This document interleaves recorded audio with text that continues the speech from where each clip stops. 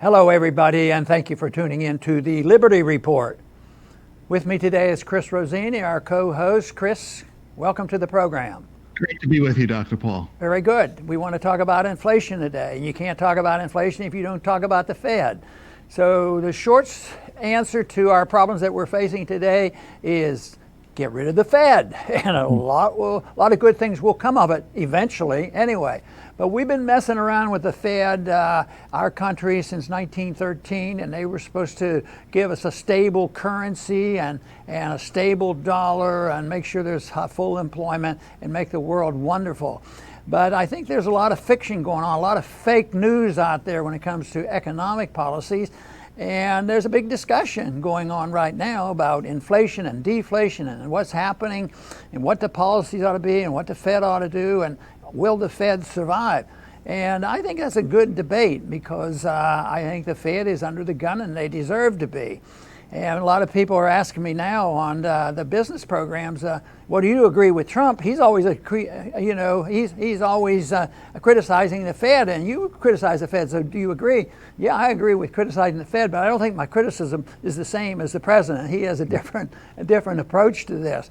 So that's what we're facing today. And the one thing that I think our viewers probably know already, but I think it's an important point, is inflation isn't coming. It's here, and it's been here.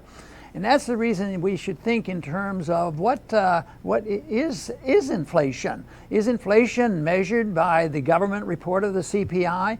Well, 99% of the people on television or more agree that CPI measures inflation. Even a lot of free market economists are technically wrong because they talk about inflation as the CPI, and yet that is secondary. Prices going up in different areas as a consequence of the inflation. The inflation is the increase of the money supply. And the great inflation, we have witnessed it with the QEs that went on with the $3.4 trillion of increase in money and all the money slushing around, and they don't know how to get out of this mess. This is the thing that the American people are concerned about, and hopefully we can offer some type of correction for this. It is strange, Dr. Paul. I mean, the Fed barely tapped the brakes and raised rates a measly 2%. And now, not only do they want the Fed to back off, they want to cut all the brake lines. Everybody wants printing. President Trump, the military does because they're constantly getting more and more money. Socialists are running around, falling all over each other, promising free this, free that, with a government that's $22 trillion in debt. Isn't that odd? I mean, how can they possibly do this? You can't tax everyone to pay for all this stuff. That's out of the question. But everybody believes that you can just print money, and the consequences are going to be dire.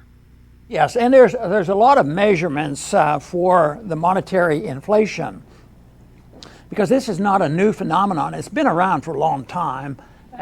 Ancient Rome did it, and so we know a lot about debasing the currency.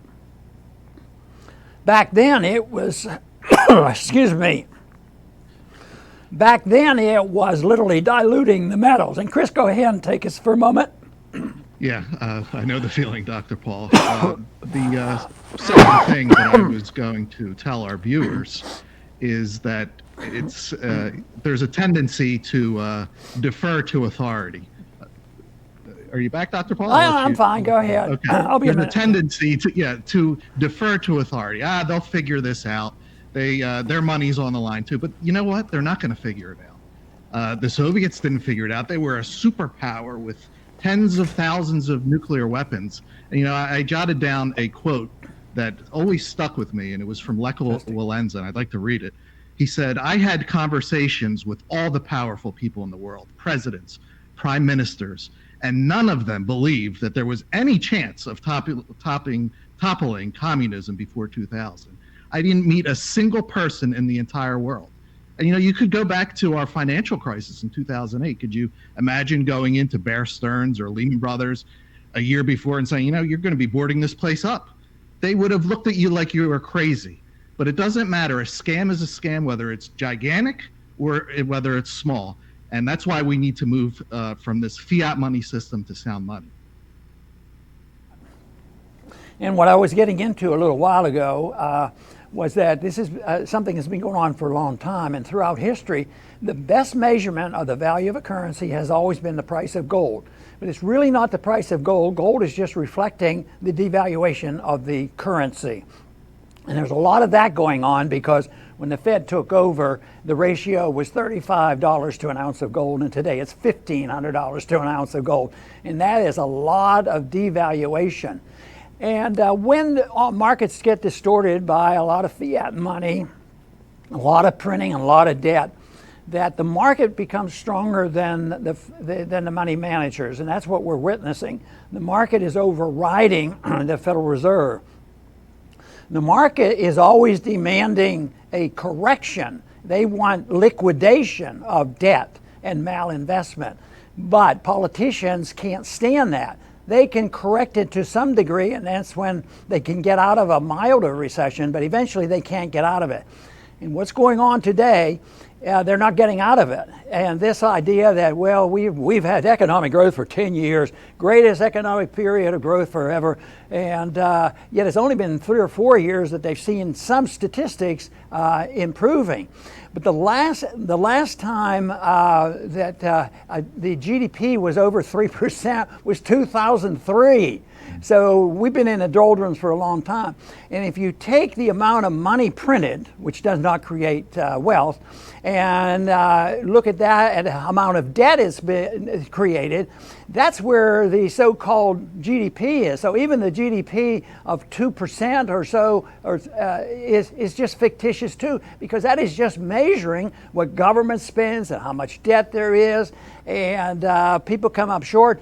But the big political issue is some people suffer more than others, and the people who suffer price increases, it's a very bad problem, and that contributes to the malinvestment. It goes in different places, and some groups benefit, and the rich benefit because they get the money first over the poor people who get it last, and they get hit. And that is what we're hearing. This is why in the midst of these statistics that we've heard so much frequently is, oh, unemployment rate is very low, and there's no inflation. We're trying to get the inflation up to 2%. But why is there more talk now than ever about, well, the solution we have is socialism? Under many other circumstances, they're just laughed at. Unfortunately, today they get too much attention, but I think maybe it's because they have a real beef. There's something wrong with the economy, but they don't look in the right places for where the problem is, and they don't look in the right places for the solution. And that is, it comes from the Fed. And as long as this happens, what are they going to say? The big argument now is, how much lower the interest rates have to go? And we're not going to want them to mess around again with a 0.25 decrease. We need a half point or a whole point, as if just crank it out and everybody's going to be happy. But what if it doesn't represent wealth? What if it represents debt? What if it represents unemployment coming from people who can't understand the problems, and that the old-fashioned type of recession where the government has to admit it will be coming? And then if they don't have many tools right now when interest rates are very low, and how much lower can they go, it's going to be much tougher. That's why the people who are really under the gun are the Federal Reserve and their officials, and they deserve to be, because it offers an opportunity for us who criticize the Fed to say, look at this, it's been unsuccessful, it doesn't do the trick, so don't let people fall back on it. But then if you go back one more step, why do they do it? Well, it's not because a couple guys got together and say, well, we're running this monetary system this way. They're doing it because it coincides with people who demand it. Welfare warfare. We need war, we need a military machine, we need a military industrial complex, and we need to take care of everybody's needs. And we can, play this game of just passing this money out and pretend that it's wealth. But it's not working. People are starting to realize, and we're at a point now where something else has to be offered. Yes, and you made a good point earlier there, Dr. Paul, about gold. I mean, it's no surprise to us or to anybody watching the show, I hope, that gold is reacting appropriately. Gold has been money for 6,000 years. It's not an accident. Think of how many civilizations and empires have come and gone, and yet people return to gold. And what a shame that in America, while everybody is pushing for more credit, more printing, across the world, Russia, China, they're accumulating gold hand over fist because they don't trust. Why would they trust long term about what's happening with the dollar? Right. And we also have to think about how the media treats gold, how they've always treated it. They're an arm of the government, so they want Americans to ignore it. It's just a pile of rocks, is what they've told us. But gold is proving otherwise, as usual, that it is still the ultimate money. I look at the headlines and how the news reports what's going on and the immediate reactions to some of these economic pronouncements. But there was one the other day that I think is typical representative of people who don't understand what's going on. The article says gold prices off their highs. So gold prices actually dropped a little.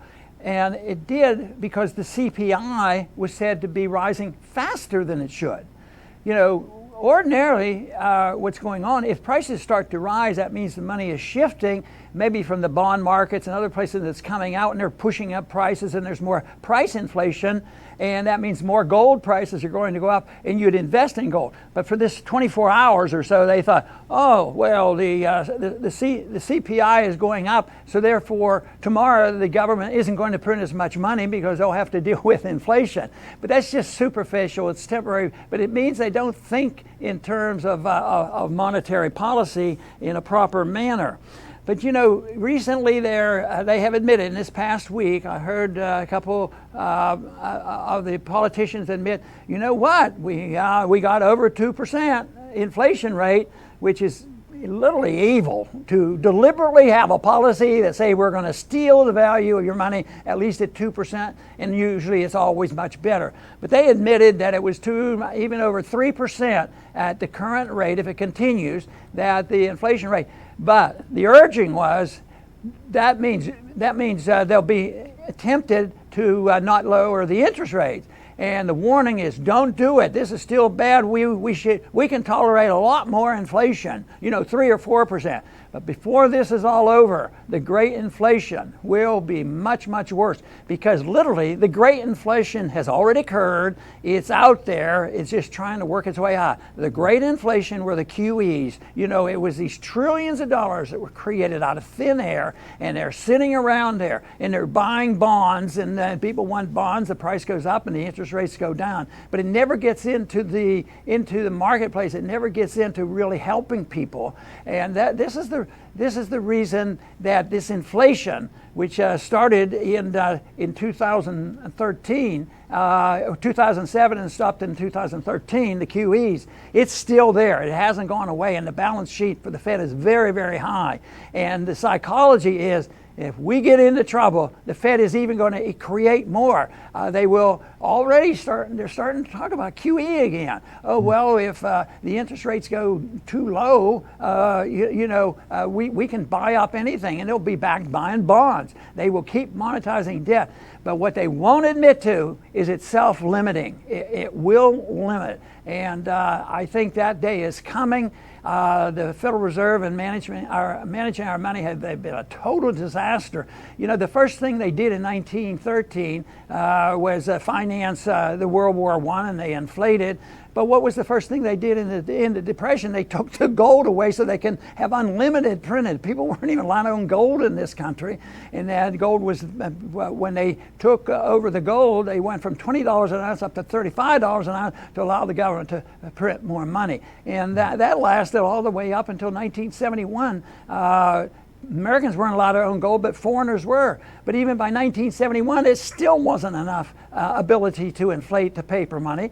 So they closed the gold window and said, even foreigners have to take a loss on this. You don't get your gold anymore.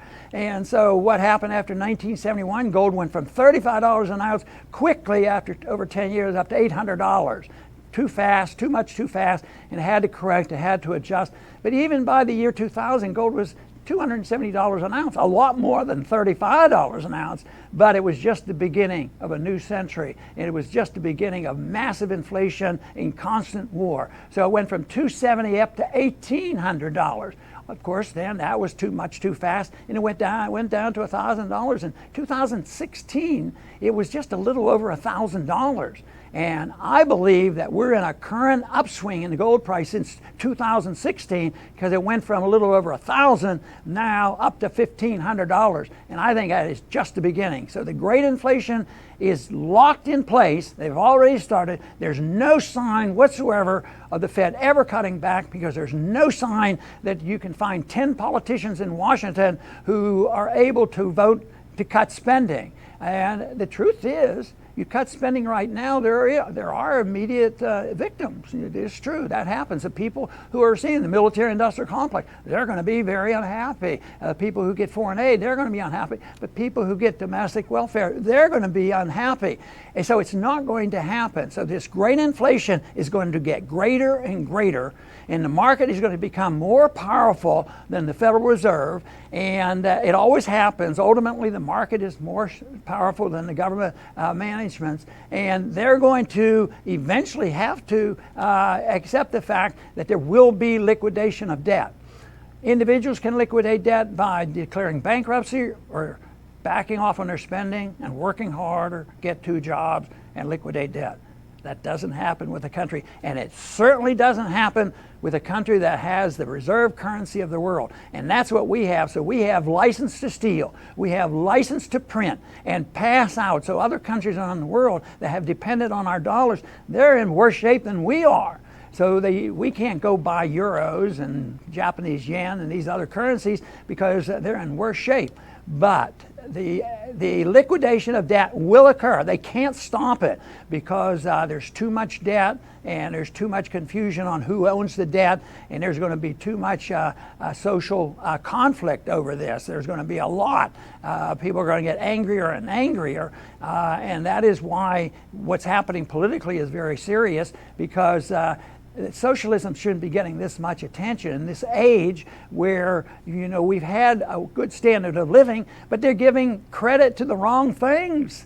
They're not saying, they would like to say, see, we have free market capitalism and that's why we're doing so much better than everybody else. No, we got to print the money. We're the counterfeiter. Counterfeiters can be very wealthy and get away with a lot. So the counterfeiting days are coming to an end. The great inflation is in motion, and it's going to get worse because within a year or less, they're going to try to solve this problem. Guess how? With more inflation, print more money, faster. But it's not going to work. So people need to wake up, and they do need to start planning on how to protect against that. We can't get into that in this program. Hopefully I can do that on a program later on. How do you protect against this? Because we're not going to get rid of the Fed, and they're going to keep spending, and things are going to become chaotic. And there's a lot of questions asked. How does an individual protect their assets and their livelihood, especially when there's a greater attack on private owners who want to protect their life, attack on their gun ownership. Because yes, they take the gold and they'll do it again, and there's really a strong effort to blame all the violence that's going on in the cities, which is minuscule compared to the violence we commit overseas. And they're saying, well, we have to do is we have to just take the guns away from everybody. And look at what they've done to us at airports. So that's not good. But there's still people who know, and I still believe long term we're okay, because a lot more people are waking up, and there will be an awakening when this gets that much worse. People are going to at least I hope so, and that's what I'm working for. People wake up and say, well, it's liberty that we need. We don't need more government spending and all this fiction and believing that printing money is wealth. So it is a real challenge, and for me, this is a warning to as many people as possible that the current system isn't working. It's going to get much worse, and look into the details on what you can do to best protect you and your family. Chris, do you have some closing words? Yes, Dr. Paul, just my last thoughts are, as dire as this situation is, there is a silver lining. We live in a hyper-connected world, which has never existed, that we can speak to so many people technologically. And it goes both ways. There's a lot of nutty ideas out there, and they catch on real fast, but good ideas will catch on fast too. And so we all have to just, in our own spheres of influence, reach as many people as we can, and not fall for the mentality of power, which is to look for a great leader with a central plan. Liberty is decentralized. There is no great leader outside of yourself, and there is no central plan other than what inspires you on how to get the message across. So we could usher in sound money one by one video at a time, one email at a time, whatever it takes to make it happen. Well said, and the message of liberty is a powerful message. I don't believe anything changes in Washington or anyplace else without having an established moral principle and that people follow that. It doesn't happen by somebody passing a new law. We won't get rid of the Fed by just getting 10 more congressmen up there that's going to vote against the Federal Reserve or get the audit done. That is not it. We need audits. We need to know about it. We need to talk about a new currency or an old currency like gold. But it's not going to come without some people who are in the business of talking about philosophy. And we have a good history. I mean, the founders understood inflation. They understood the evils of big government. So I think that is out there. And I talk to a lot of young people, and believe me, they're not all that you hear about on TV and how much trouble they are. I think that a lot of them are very much involved. They know what's going on, and they know that they'd much rather live in a truly free society than in one that pretends to be a free society. I want to thank everybody for tuning in today to the Liberty Report. Please come back soon.